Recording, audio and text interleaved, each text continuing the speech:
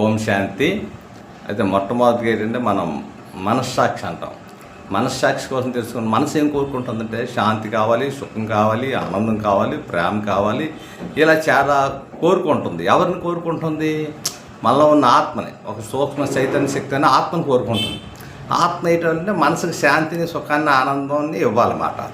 So ఇచ్చేటప్పటికి ఏంటంటే మరి ఆత్మ ఎక్కడి నుంచి ఇన్వెస్ట్ చేయాలి?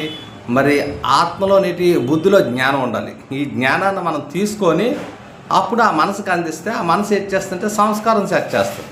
సో ఈ విధంగా సెట్ చేయాలనుకున్నప్పుడు ఏంటవుతుందంటే ఇక్కడ నేను మరి ఆత్మకి ఇటువంటి కావాలి అంటే పూర్తిగా అజ్ఞానంలో కూరుకుపోయింది.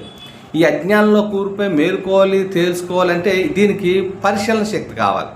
అయితే ఎవరి నుంచి లభిస్తుంది అని సాక్షాత్ కనుక మనకు తెలియపోయినా ఈ భూమి మీదకి అవతరించిన మన తండ్రి శివపరమాత్ముడు వచ్చి ఆయన ఏం చేస్తున్నాడంటే ముందు ఆత్మకు జ్ఞానం ఇస్తున్నాడు. ఆత్మజ్ఞానం ఎప్పుడైతే ఆత్మ ఇస్తున్నాడో ఈ ఆత్మ ఏం చేయాలంటే బుద్ధిలో స్టోరేజ్ చేసుకోవాలి జ్ఞానం. ఈ బుద్ధిలో ఎప్పుడైతే చేసామో మనసుకి అప్పుడు నిజమైన సంతోషం, ఆనందం కలిసినప్పుడు అప్పుడు మనసు ఏం చేస్తుందంటే సంస్కారాలని పరివర్తన చేస్తుంటుంది.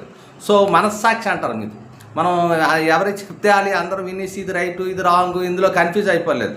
ముందు ప్రతి ఒక్కరూ మీ మనసులోని మిమ్మల్ని మీరు పరిశీలించుకోవాలి.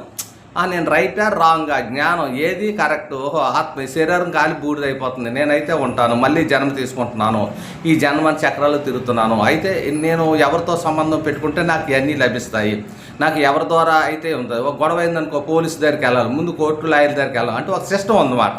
దాని ఒక ప్రాసెస్ ఉంటుంది ప్రతి దానికి, ఆ ప్రకారంగా వెళ్ళాలి. మనం అందరి దగ్గరికి వెళ్ళాం అనుకో, వాళ్ళ దగ్గరికి అందరూ టైం అయిపోతుంది.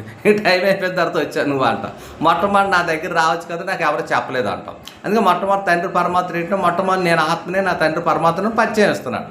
అయితే మీకు జస్ట్ ఇప్పుడు చాలా ఉంది. ఇప్పుడు ఏంటంటే నేను ఒక ఆత్మిక స్థితిలోకి వెళ్తాను పరమాత్ముడి దగ్గరికి. మీరు ఈ బృకృస్థానంలో ఏదైనా మీరు ఆత్మని అలా చూడండి. నేను వెళ్ళి మనసులో ఏమనుకుంటున్నానో మీకు తెలియదు, కానీ నాకు తెలుసు. కానీ ఆ మనసులో నెట్వర్క్ అన్నీ జరుగుతాయి.